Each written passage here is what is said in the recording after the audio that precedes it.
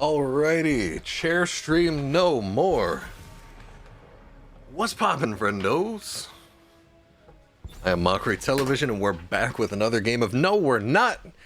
Okay. This is what number one. I was gonna say we're back with another game of Inhouses, but no, in fact, we are not.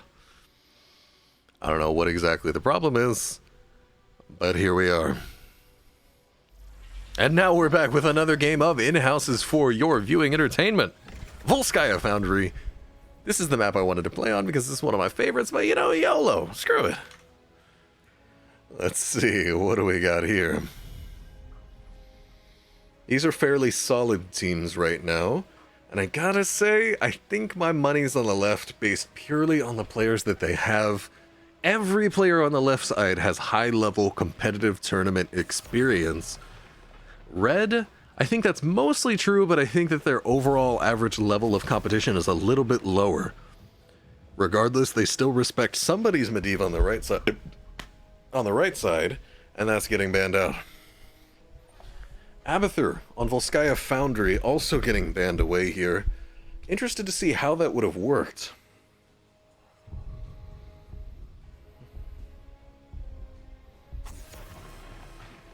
Garrosh banned away by the blue side. Nearly every draft featuring some kind of Garrosh or ETC ban, and Hebi's Ana being taken away. Like I said, Hebi just devastating on that hero. Can't let him get Ana. I wonder if he's going to play Stukov. He's not only restricted to Ana Stukov, but those are certainly two of his most iconic pickups overall.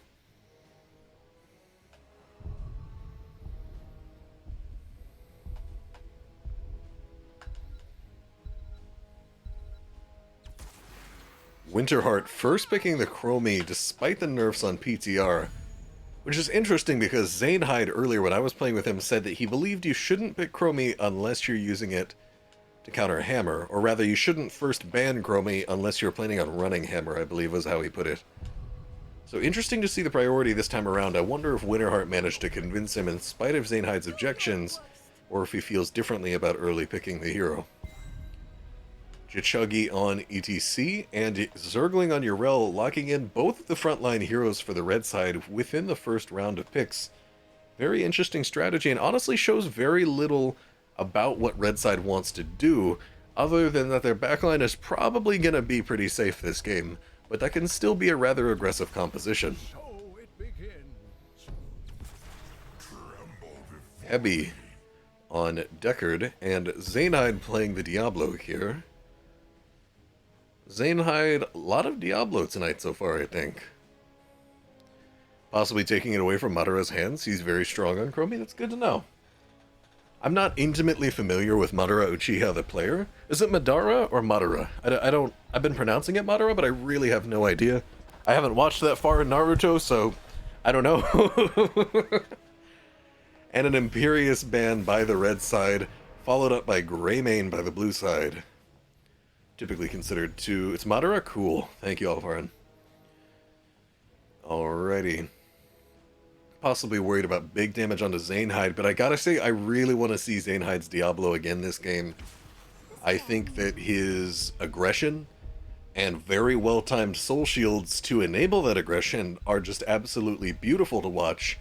And if they only have a Li-Ming... okay, there's the Stukov taken away. Deckard was picked by Hebi earlier this draft. But right now, ZaneHyde can kind of just go in for free. And I feel like you won't get punished too much unless something just absolutely shreds him with this last pick, which I doubt. You know, I kind of want to see a Tychus one of these games. You know, I feel like we see very little Tychus gameplay, even though he'd be interesting to see as a counter pick, or maybe he's a tank shredder. And Arthas picked up by funz. That's a weird decision to me. Oh, hey, let's go. Remember, I said they had no pressure on Diablo. Diablo gets to do whatever he wants. And maybe they could do something that tank shreds. Maybe we haven't seen some Tychus in a while. I've got a crystal ball up in here, baby. Let's go. Prismaticism on Raynor. Possibly going to abuse this enemy team. But I find the Arthas pick very interesting here. Fun's really playing Arthas without new skin? Hey man, it is what it is, okay? I'm curious to ask Funz what the thought process is with that pick, if maybe we can get him in for an interview after this game. Only if they win. I'm not going to interview him if he loses. You know, I don't want to be like, hey, you just lost. Tell us why. You know, like, I'm not going to try and tilt him. But overall, this blue side draft is intriguing. This red side draft, like, I feel like the Tychus is okay, even into Arthas. Although the attack speed slow does greatly limit his DPS output. They're like 1600 to get. So the thing about the way the PTR works is that if you play 3 games of just QM, or I think 3 games of anything, but I think QM is the only mode that pops. I'm not sure if it works like that. But if you play 3 games, the game gives you 1,000 gems on PTR. And so you can use that to buy like skins or the new character or whatnot. Alrighty, for this game, Volskaya Foundry. Tonight on Inhouses, we have Prismaticism playing Raynor, ZaneHyde on Diablo, Hebi playing Deckard, funz on Arthas, and Winterharte on Chromie. And on the red side, we have Jachuggy playing ETC, MadaraUchiha on Li-Ming, Zergling on Yrel, Caesarsalad playing Stukov, and JayShifts playing that Tychus. Before we get into it, I'm actually going to move my webcam over to the corner. Sorry, y'all, but this is so y'all can see talents without them getting blocked, like so.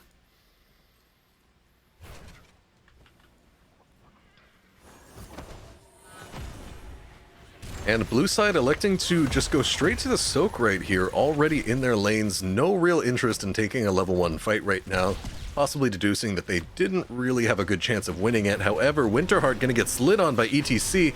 Oh, the Gladiator's medallion usage almost saving his life. Was able to avoid getting face melted away, but was not able to avoid the power slide in the first place. Barely finished off by Tychus grenade right at the very end.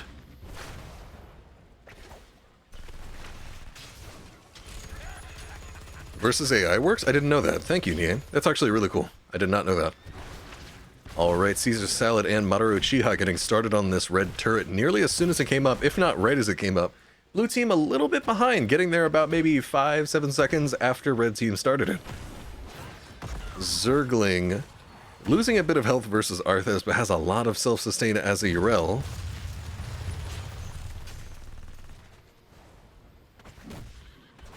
And now red side has a small but healthy XP lead, and man, this is a late turret pickup from blue side.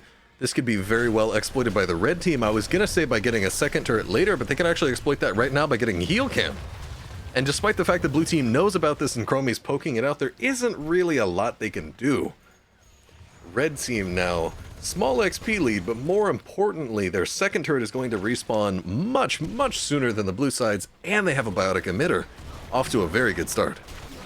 Oh, big pressure onto ZaneHyde, who does hold blue side's turret. They do not want to drop that. funz desperately attempting to peel and actually drops it anyway. Huh, I guess he thought he was going to die, but now red side's, oh my god, onto Prismaticism. Gladiator's medallion, making sure he doesn't get face melted away. Does actually let Prismaticism survive. But that was very close to being another kill, and the snowball potential from red side would have been off the charts. Now ZaneHyde here, in between the rotations for red side, jumping away onto Zergling. Ooh, some damage onto funz right now, who finds himself deep in enemy territory. A little bit of anti-synergy with the hammer and Li-Ming's abilities. A lot of pressure onto funz. He's just buying time at this point.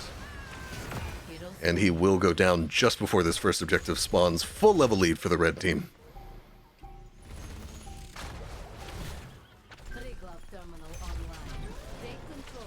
Power slide does not connect from Jachuggy. And let's take a look at those turret respawn times. 30 seconds for red side and 49 for blue. So blue about 20 seconds behind red in terms of turret capture. Zergling doing a little bit of bullying of ZaneHyde here. However, blue siege are still alive as Winterharte pokes away at top lane. Oh, MadaraUchiha missing a lot of health. Double root from funz. Big damage going on to red side. And red side backing off despite their level 7 advantage. Turret just respawned for red side here. They got to be thinking about that as a way to possibly extend their advantage. Still holding on to 2 items while blue has none in their inventory. Zergling coming in with that righteous momentum charged up, ready to go, and that does indeed look like he took actually the talent for it at 7. Indeed he did. And hold on a second, ZaneHyde taking a lot of damage. That tank shred really coming through on him. 3-man root from funz. Funz once again coming in to save the day and not letting the team run his teammate down. And now surprisingly, blue team actually getting onto their own turret camp before red team, despite theirs respawning a whole 20 seconds later. MadaraUchiha losing a decent bit of health on this turret take. Jachuggy refusing to concede position on this objective just yet, charging up a lot of extra percentage of this Triglav for the red side. Ooh, ZaneHyde going deep onto MadaraUchiha. funz misses the root, and now blue side finds themselves very deep. Jachuggy looking for the response. Righteous momentum onto funz. Big Tychus damage. He's getting jumped on. Lurking arm. funz, there's just too much CC, too much damage. He goes down. ZaneHyde with the wall bang onto Zergling, running away, trying to get out of there.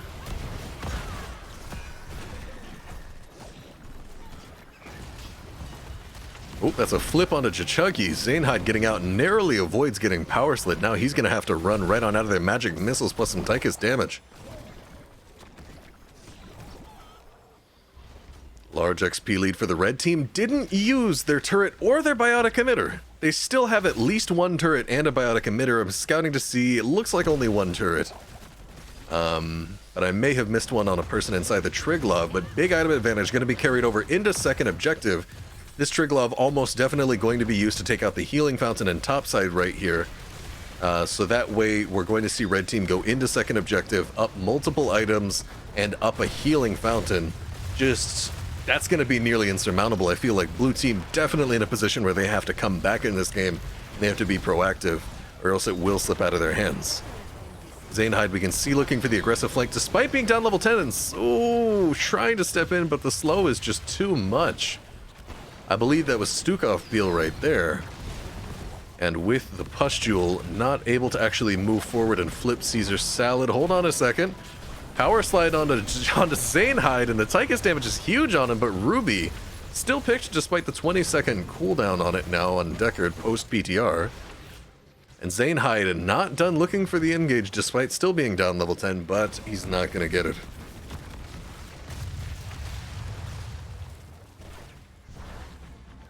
I will say one thing that I find rather interesting this game is that Prismaticism was considered one of the best Chromie players in the entire world. Oh, good wave of force on a Winterharte. Actually dodges the face melt from Jachuggy and then pops his medallion once again. Probably just came back up, honestly, because he used it rather early on to avoid a gank. But good sidestep from Winterharte to avoid Jachuggy's power slide. Maybe a little bit too trigger happy to press that ability.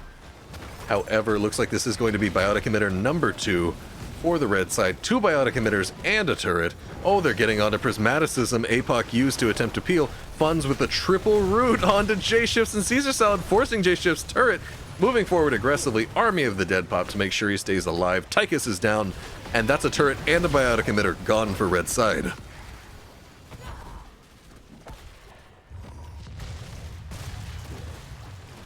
Blue team moving aggressively onto red side's turret camp. They know the 2 items have been dropped. They know Tychus is dead for a few more seconds. There isn't much red can do about this. Even setting up the aggressive time traps to stop any would-be defenders. Winterharte making out like bandits. Really, blue team, I don't know why I said Winterharte. Winterharte and the boys making out like bandits on that invade. Zergling stepping up aggressively onto funz, getting some good trading damage in here. We're taking virtually none back as his teammates, funz' teammates go ahead and finish off the turret camp, and red side an aggressive move forward. Hold on a second, let's go ahead and check this out. Oh, and that is a deep dive onto Prismaticism, who uses the Gladiator's medallion to definitely avoid what would have basically been a guaranteed kill before BTR. Gladiator's medallion really doing some work, negating these kills. Well used by Prismaticism. I thought for sure he was going to die. Is ZaneHyde going to take a lot of damage here? Does pop the soul shield, actually swapping targets onto funz. funz used to having to come in to save the day for ZaneHyde, but forgot to save himself. Drops down versus the red team. Jachuggy taking control of vision right here, actually gives it up to go stand on objective as blue side takes on their siege camp, waiting for their Arthas to come back alive. And again, waiting for Arthas to come back up, Zane's going to take a hold of bottom soak. Not a lot else to do other than just get that level 13, soak those minions, and give it some time. Prismaticism not even thinking about stepping on that regen globe. He doesn't need it, and he will die if he picks it up. I want to know, Jachuggy, I don't know why I keep calling you Jachuggy, but Jachuggy, you got that Gladiator's medallion, you got Mosh Pit, are we gonna see it from you? Ooh, funz in the bush onto Jachuggy, no wallbang from ZaneHyde. Thought maybe that was on the menu.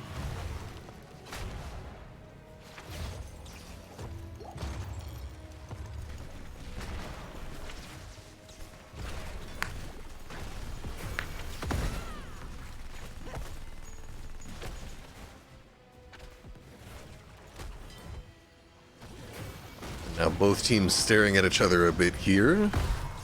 Decent bit of percentage points for the Triglav being traded back and forth. No particularly large advantage, however I will point out that Red was able to tap on a few heroes. Blue does not have that luxury. ZaneHyde, big pressure onto him right now in a lurking arm. Virulent reaction from Caesarsalad. Apoc hits the Tychus as he goes back in on the rest of the red team. Hebi, super in the mix of things. Funz just running the red team down as it is. Jachuggy goes back in on Prismaticism, but he will drop, and this is a multi-tiered fight in multiple directions. Diablo going down. Funz chasing after Caesarsalad. Chromie W is following him, but not quite connecting. All in all, ends up being a 1-for-1, but Diablo had souls. 5-second respawn, he's on his way back. We're going to see a Commandeer Odin from the red side here, attempting to take control of this biotic emitter camp as Zergling dives in. Gonna get wallbanged, attempted to use his hammer to interrupt it from ZaneHyde. Not quite working out, is forced to pop the Ardent Defender, but Funz is very low and very out of mana. Red team, do they step in? Zergling looking for control. Oh, but he's very low and he drops immediately down. MadaraUchiha with the resets, however, hold on a second, he's gonna die. Not able to connect it onto Li-Ming right at the very end, but still an impressive amount of damage and kills coming out from MadaraUchiha. It's a shame he couldn't quite finish it off with that very last one, but still, a lot of kills. Ultimately ends up in red side's favor here with a full level lead and walking away with that biotic emitter. That was the power of Calamity on display for you right there. Bop, bop, bop, just taking everybody out. Red side pressuring forward in front of their Triglav. And it looks like rather than play for top keep, red team is smartly just looking to open up the map instead. Probably going to bypass mid fort altogether? No. They're going to go ahead and finish off mid fort, get some of that passive push, passive EXP pressure. And now walk away. Blue side getting a lot of damage on a Triglav here as it slowly gets walked towards the bottom side of the map. A lot of damage on a Prismaticism who gets dived on by Zergling. ZaneHyde, oh my god, the Tychus damage is nuts! And then you follow it up with a bunch of magic missiles. Wave of Force onto Winterharte. Oh, the Gladiator's medallion again, but he still gets dived by Zergling, who says, I don't care if you dodge my hammer, I'm just gonna follow you, and then yeet right on out of here like nothing ever happened. Oh, and then we still have Prismaticism. Zergling's walking up, ready to swang that hammer. Actually doesn't connect. Ripper-rooney. Oh, and the root from Funz stopping Zerg from diving Prismat. Good dodge, never mind. He actually got hit anyway. I take it back. And wow, Zergling is just diving deep. That's multiple times that I thought members of the blue team got out, and then no, they didn't. Wow. Already red team pressuring the bot lane here with 3 members of blue team dead. This is probably a guaranteed fort. I keep calling them forts. And if necessary, Caesarsalad has a biotic emitter, but I don't think it will be, especially with such great team sustain that Stukov is. With no real ability to step forward here for the blue team, they're forced back towards their core. And now red side very, very happy with their advantage. They're going to walk away. They're going to steal this turret camp. And at this point, I would bet that they're going to take it extremely easy until level 20. probably heading over to their own turret camp here. No real incentive to fight at all from the red team on equal talent tiers. They're just gonna want to chill on their own tropical little island and just wait for a full level, get that level 20, and end this game on their own terms.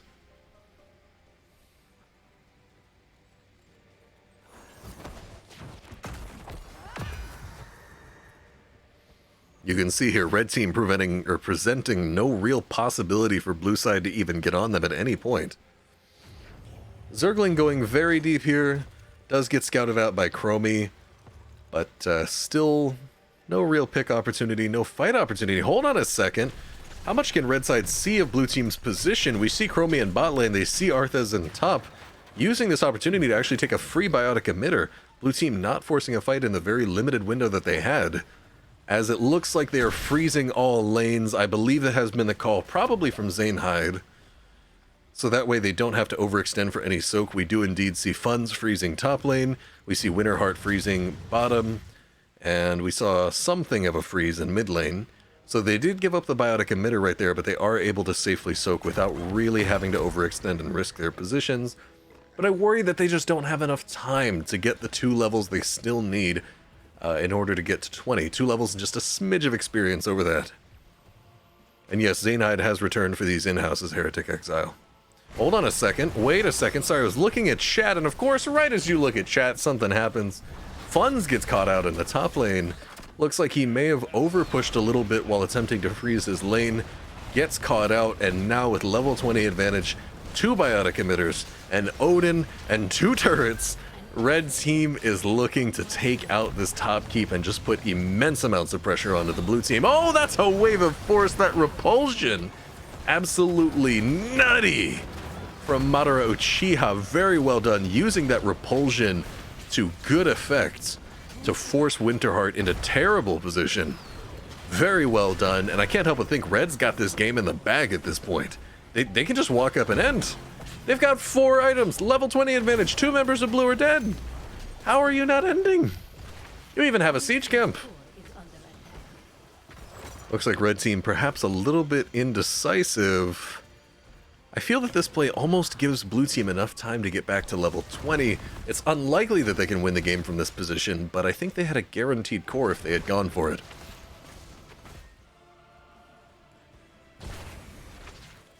And now I believe we will see red team go ahead and fill out their 5th item on the team. Everyone except MadaraUchiha is currently holding something. And that is going to change right here, right now. All 5 members of the red team with an item, 3 turrets, 2 biotic emitters. At this point, blue team can't even contest before hitting level 20. It's going to be a struggle.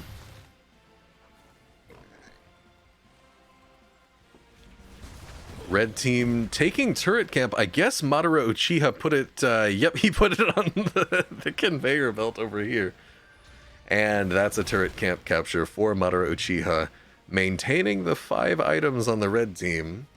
And I think blue team may actually get level 20 in time to go for this engage. ZaneHyde attempting to go in, but beautiful face melt from Jachuggy negating it. However, blue team possibly with the level 20 very soon. They're running out of time to go in for this engage, however, and they really wish they had level 20 right now, but oh, repulsion onto funz, pushing him in, still hitting 20 just after Triglav spawned. Unfortunately, just the tiniest bit of EXP too far away. ZaneHyde forced to use Hellgate as a means of escape. And now red team sieging with just immense, almost impossible pressure onto blue side. Blue side can do everything they want here, but this Triglav is on a track straight to their core. Now here ZaneHyde is deep, trying to do whatever he can, flipping the Yrel. Triglav actually dropping fairly quickly, melting Jachuggy, bolting onto Winterharte. Lornado from Hebi gonna interrupt that mosh pit, however. Triglav almost done. Ardent Defender from Yrel goes out. Blue team's not giving this up without a fight. Speaking of a fight, ZaneHyde is the first one to die in this one. He had 100 souls though, so he's gonna come right back respawning, and this is still a 5-on-5 at this point. Core is not even close to dead. Red team's Triglav is long gone. They've used all items except for MadaraUchiha's turret, and I gotta say, that blue defense went far better than I expected. Red team may be thinking that they can't quite pull this off, actually starting to pull away from blue team. And wow, they still have a massive advantage in lane pressure, especially because blue team's offlaner is Arthas. They don't really have a good way to efficiently clear waves in their base. Hold on a second, repulsion into everything on ZaneHyde. I thought that this game would play out a little bit longer and be about the macro advantage, but if you can just kill people, then that kind of changes things entirely. And now 5v4 in favor of red. They can do whatever they want from this position.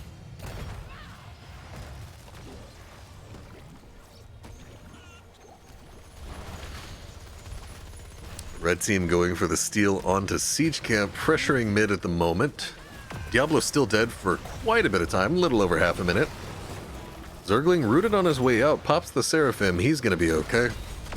And that's another Commandeer Odin from JayShifts, and this is almost guaranteed to be a mid-keep in favor of red. Hold on a second, another Bolt of the Storm from Jachuggy, and Mosh Pit connects onto absolutely nobody right before he goes down. And red team still just managing to find ways to not win the game somehow. As Prismaticism is getting shredded by Odin, MadaraUchiha not afraid to keep going back in. Multiple magic missiles connecting. Oh, attempted the repulsion into Arcane Orb combo, but didn't quite hit it. Blue team now chasing red team out of their base, but the turn potential is very real here. Hellgate negated by flailing swipes from Caesarsalad. Somehow, red team not getting the mid keep, hasn't won the game yet. I am kind of astounded both at red team's inability to finish and blue team's ability to hold on.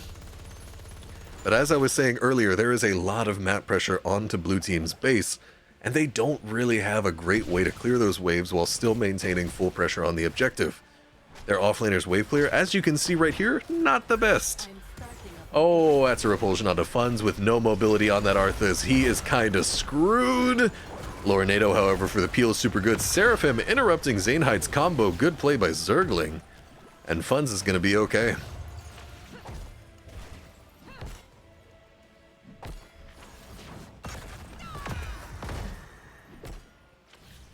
Alrighty, red side taking out the biotic emitter here as blue side goes for their turret camp. Anything can happen at this point. I think that red team's best play is to take it slow, utilize that free map pressure that they have, but they're kind of just running straight at blue side. Soul Shield pop from ZaneHyde. Lornado almost pushed Jachuggy into the blue team. Repulsion not quite as impactful into the conveyor belt. And I believe Prismaticism has also gone giddy up at 13. That extra mobility definitely crucial this game for weaving around that red side team.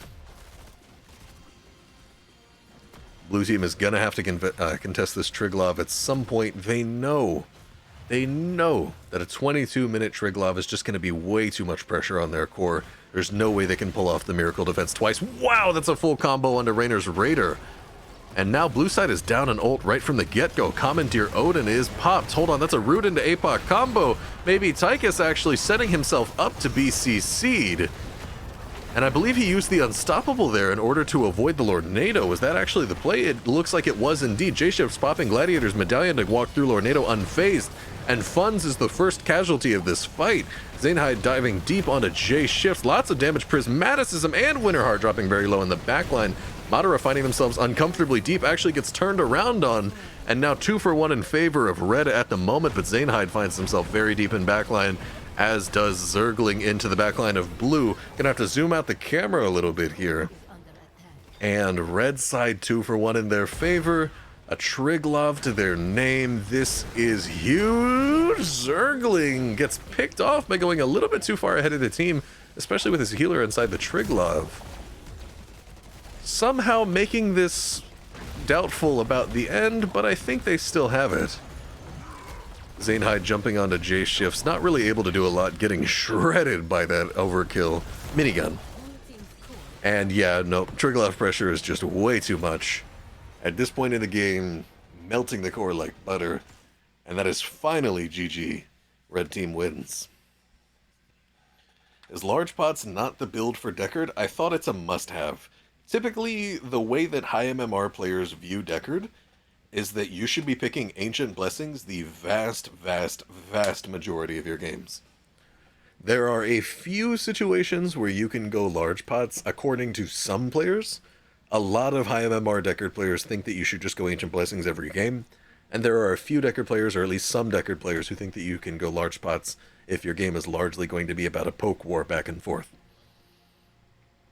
And pretty much nobody goes AoE potions. Alrighty, well that was a game right there. And that was something.